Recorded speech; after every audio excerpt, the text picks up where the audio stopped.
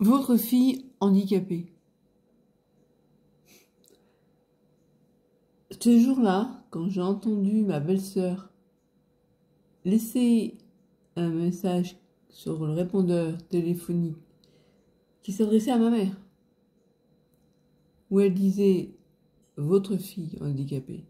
Je ne sais plus du tout de quoi elle parlait, mais je me souviens que de dire « votre fille handicapée », ça insistait bien sur le fait que c'était « votre fille », je parlais de votre enfant handicapé. À l'époque, on devait être dans les années 2010 à peu près. Ça faisait très peu de temps que je savais que j'avais la sclérose en plaques, 3 ans, que j'ai su en 2007. Et quand elle a dit ça, quand j'ai entendu ça sur le répondeur, parce que c'est moi qui l'ai entendu la première, ça m'a blessée, pas tant pour moi que pour ma mère. Parce que c'était une phrase blessante, volontairement blessante, hein, parce que ma belle-sœur, elle n'est pas... pas dire qu'elle soit connue pour être quelqu'un de gentil, on va dire, pour résumer.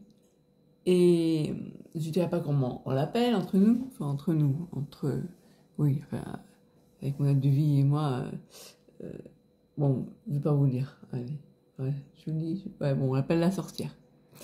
Bref, j'espère que mon frère ne regarde pas cette vidéo, sinon, c'est pas grave, j'assume ce que je dis.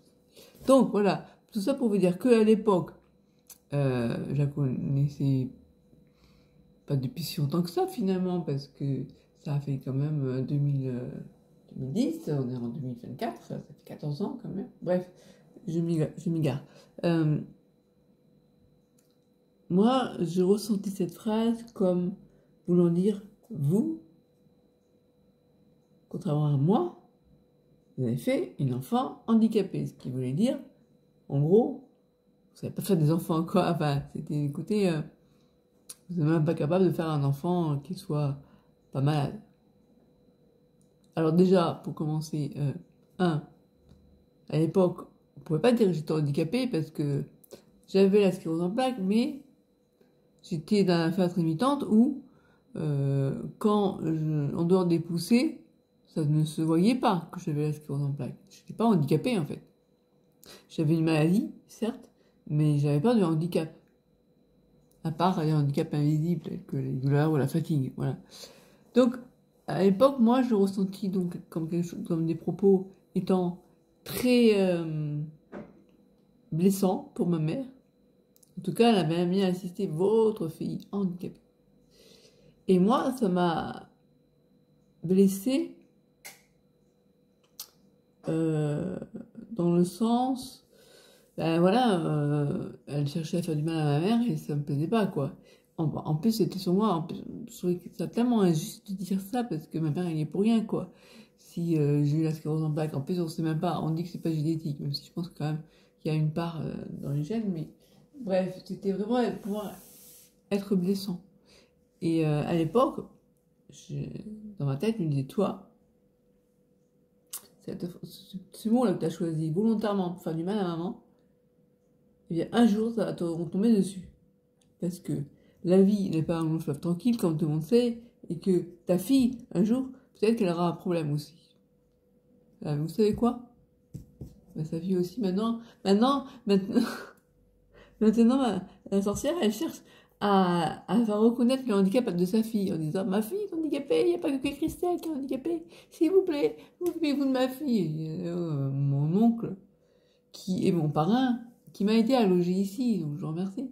En plus, il était sympa, là. Enfin bref, il n'a pas été... Maintenant, il ne veut plus trop en parler parce que...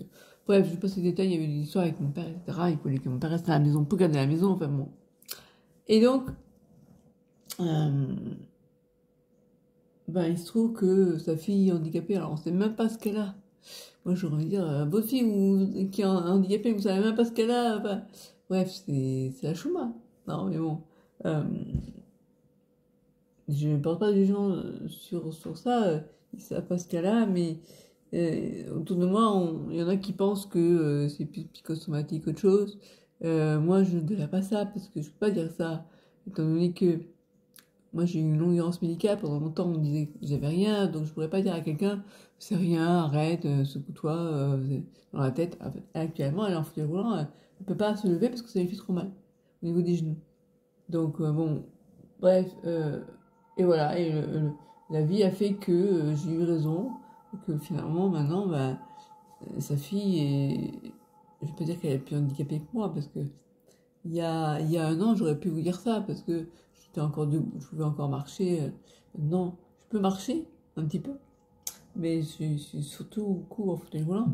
Donc je peux dire qu'elle est... Enfin, c'est con de dire ça. On va pas comparer, l'un est plus handicapé que l'autre, enfin bon. Et je repense au film Un truc en plus. J'ai dit d'aller le voir, mais je pense que j'attends qu'il sorte en DVD pour le voir. Parce que j'ai pas spécialement envie d'aller au cinéma. Donc voilà, donc des phrases blessantes comme ça, je pense qu'on a dû tous en entendre un jour ou l'autre. Et,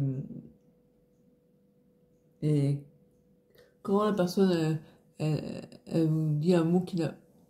Comment dire, on sent bien quand la personne en face elle cherche à faire du mal.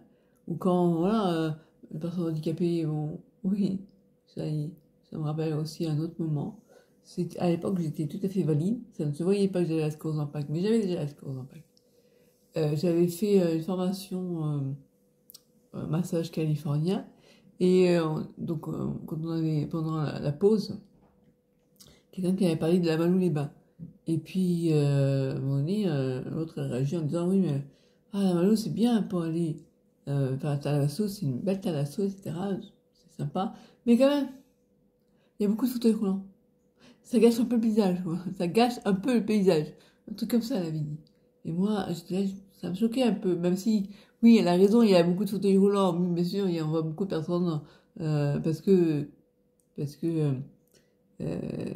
il y a, je pense, une unité en neurologie, je crois, enfin, en tout cas, mais de dire, ça gâche, enfin, voilà, ça, nous, on n'est pas là on est là pour se faire du bien, pour se dépayser, on n'a pas envie de voir des fauteuils roulants, quoi, qui vont nous gâcher le paysage, voilà, nous gâcher le séjour presque, tu vois. Et ça m'avait choqué, mais je me suis dit quelque chose. J'ai rien dit sur le coup, mais j'avais vraiment ressenti que, ben, ouais, c'est choquant, quoi, de dire ça. Et la personne, elle n'a pas dû se rendre compte que ça pouvait blesser quelqu'un qui se sentait handicapé. Moi, à l'époque, je me sentais pas handicapée, mais je savais que en période de bolus, donc en période de poussée, je pouvais me trouver en fauteuil roulant et me dire, ça gâche le paysage, enfin, je trouvais ça vraiment dur, quoi, d'entendre ça. Et, et moi, j'ai envie de dire, pauvre con, valide, quoi. Et c'est pas bien non plus de dire ça, mais bon. Voilà, alors je sais pas si vous avez déjà eu des remarques comme ça, et auxquelles vous pouvez penser de temps en temps et qui peuvent faire du mal. Et maintenant, moi, maintenant que je suis en fauteuil, les trois quarts du temps, on va dire, vous voyez, ce matin, j'ai marché, enfin, j'ai fait des séances de kiné où elle me fait marcher, donc j'arrive encore. Je suis pas paralysée, en fait, c'est ça qui est bien la plupart du temps, les personnes qui voient des gens en fauteuil roulant, ils disent, elle est tétraplégique, ou, enfin, elle peut pas bouger du tout. Alors qu'en fait, dans la sclérose en plaques, on a des moments où on a besoin du fauteuil, quand on est dans la phase rémitante, on est avec une poussée poussée trouble moteur, une poussée motrice, comme on dit. Et puis à d'autres moments, on n'a plus besoin. Et donc ça, c'est beaucoup déstabilisant pour les gens qui veulent nous étiqueter paralysés, quoi. Tu es en fauteuil roulant, donc tu ne peux pas te lever.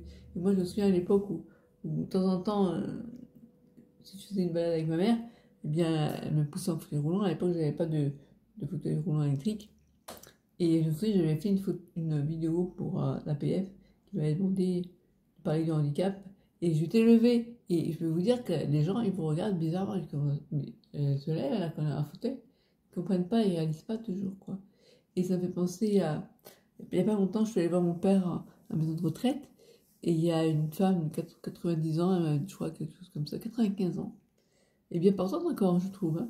Elle est en fauteuil roulant. Il me disait, elle se levait, elle voulait vraiment me montrer qu'elle pouvait se lever. En me disant, là, je suis en fauteuil roulant parce que mes enfants, ils m'ont mis dans cette maison de retraite parce que j'ai eu une mauvaise chute. Mais je peux encore marcher un petit peu, je vous montre. Et j'ai dit, vous n'avez rien prouvé, ok, ok. Elle voulait absolument montrer qu'elle pouvait encore marcher. Et je sais pas pourquoi je disais ça. Bref. Voilà, donc là, je parle du de l'image du handicap, hein, comment les personnes valides nous voient, et comment on se voit nous, et comment on a envie de se présenter, lorsqu'on dit handicapé, lorsqu'on dit personne handicapée, personne à mobilité réduite. Moi, je dis, je suis une personne à mobilité très réduite. Mais, ouais, je sais pas. J'ai jamais voulu me dire personne handicapée. Je suis reconnue en tant que personne handicapée, hein, par la Sécu, mais je ne me sens pas handicapée. Pour moi, la personne handicapée, ouais, c'est con. Au départ, pour moi, une personne handicapée, c'était handicapé de naissance, ou bien, bah, en fait, le handicap, ça peut être un handicap temporaire, comme quelqu'un qui a un accident, euh, donc il pourra pouvoir récupérer, qui lui a provoqué des handicaps temporaires, puis il y a d'autres handicaps qui sont définitifs, et certains qui sont dus à des maladies, d'autres à des accidents, puis il y a le handicap physique, il y a le handicap mental, enfin bref, il y a plein de situations différentes. Et bon, comment on doit enfin, nous appeler par nos prénoms, c'est déjà pas mal. Ce que je veux dire, c'est que, est-ce que ça vous dérange qu'on dise personne handicapée? Moi, c'est un PMR, personne à mobilité réduite. PMR, ça fait un peu, bof. Je sais pas, j'ai pas encore trouvé de nom, comme les sépiens. Il y a certaines personnes qui n'aiment pas qu'on nous appelle des sépiens. Mais bon, dire personne est atteinte de sclérose en plaques, bon, c'est un peu long. Je sais pas. Je sais pas. Donc dites-moi dans les commentaires si ça vous pose un problème, si vous avez du mal avec cette image de personne handicapée ou pas. Pour les personnes qui sont encore en phase limitante et qui ont donc des rémissions, des moments où il y a le pic de la maladie, des moments où ils ont des rémissions, donc la poussée. Et puis... Moi, je suis tout le temps en phase comme ça maintenant, je récupère plus. Euh, ben, forcément, on a un ressenti différent quand on peut marcher encore et que le handicap ne se voit pas. Et alors que quand le handicap se voit, eh bien, on a une psychologie différente, je trouve. Et on va se présenter différemment aussi. Ouais. Voilà ce que je voulais dire. Donc n'hésitez pas si vous voulez discuter de ce sujet. Enfin, voilà, me dire ce que vous en pensez. Bon, à bientôt.